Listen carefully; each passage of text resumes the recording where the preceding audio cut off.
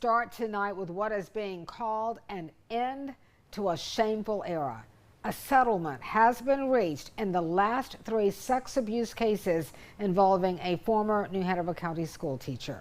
Former middle school teacher Peter Frank is currently serving at least 50 years in prison after being convicted in 2022 of sex crimes against students while teaching band at Roland Grice Middle School.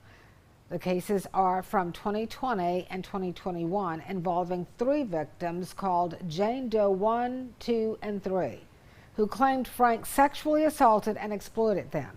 Attorneys for the victims say these last settlements total $445,000. Here's how the chair of the board announced the settlements tonight. Formal settlement agreements have been signed. Dismissals have been filed in both matters last week, and we understand the insurance carrier has already tendered payment. No New Hanover County Schools funds were used. School board member Pat Bradford sent us a statement tonight saying, and I'm quoting here, "When I was elected to the board in 2022, these sexual abuse cases and the Michael Kelly sexual abuse cases, the John Does, had been stalled out for way too many years, with the insurance carrier denying coverage. This was one of the reasons why I ran for office. Our board hired an outside attorney to get our insurance carrier to accept responsibility. Now, blessedly, the cases are settled." End quote.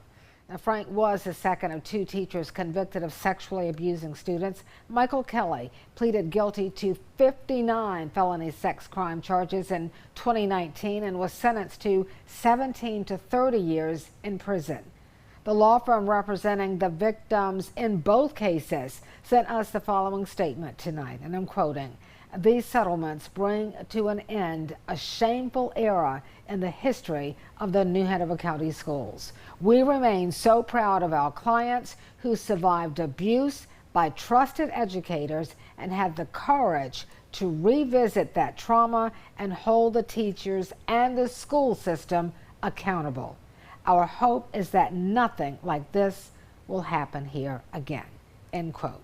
Now, according to the Rhine law firm and the Lee Schultz law firm, the total against the school board for both cases totals close to $7 million in settlements. Today's settlement was the final one.